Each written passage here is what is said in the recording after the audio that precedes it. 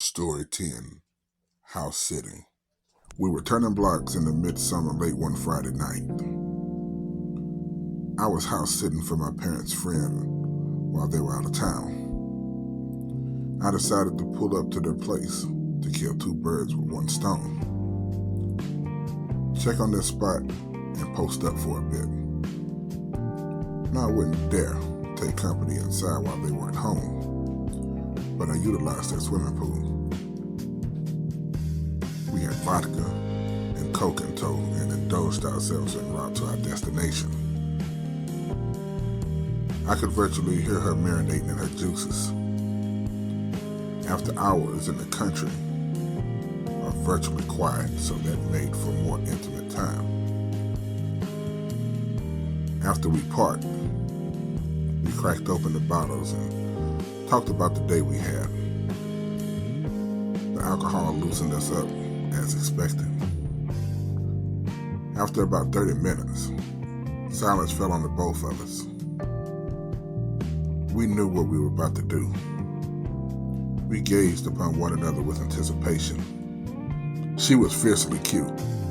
Her eyes drooped through a flirtatious smile as she adjusted herself in the seat. I looked her over and grabbed the door handle to get out. I walked to her side and opened the door. I took her by the hand and led her to the backyard and to the wooden gate.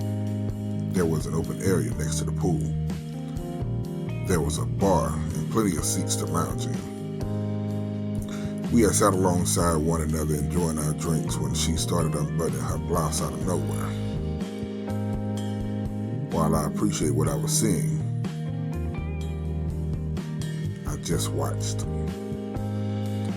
She stood up and stepped out of her wedges and slid her skirt down.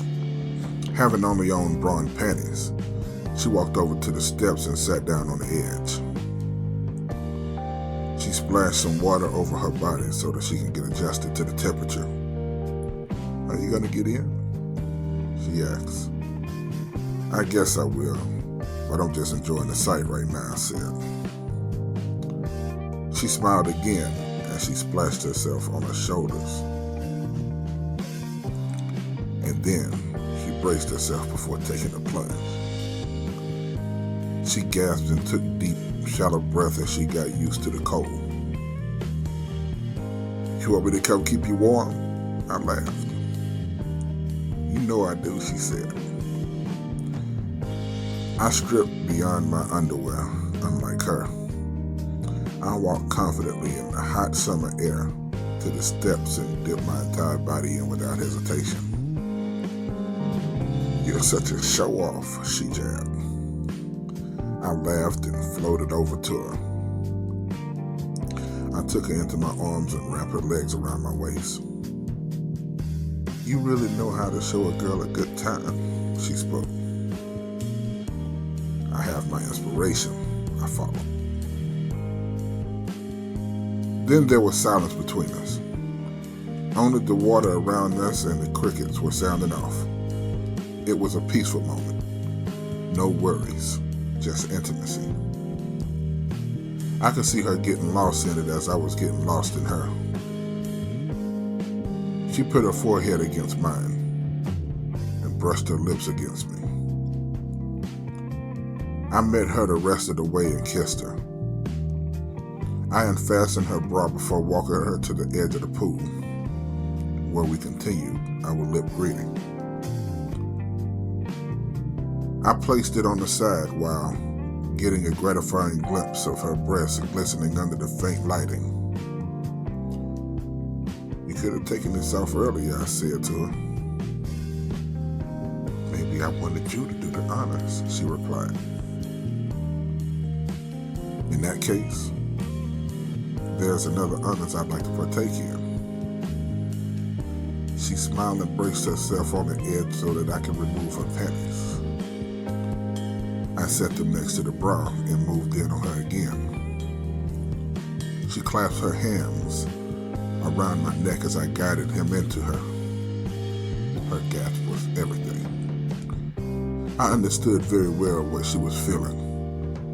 Slow and easy thrust.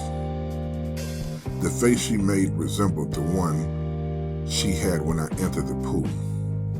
I made waves that kept me on rhythm with the initial strokes.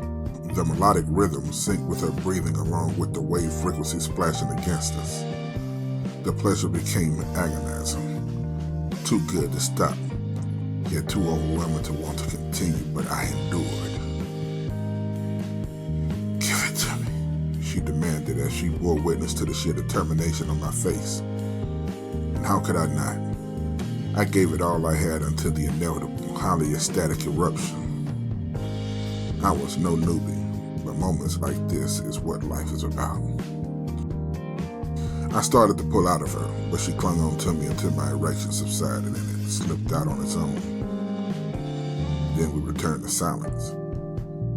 Everything that needed to be said had been said. And most of the statements didn't even require words.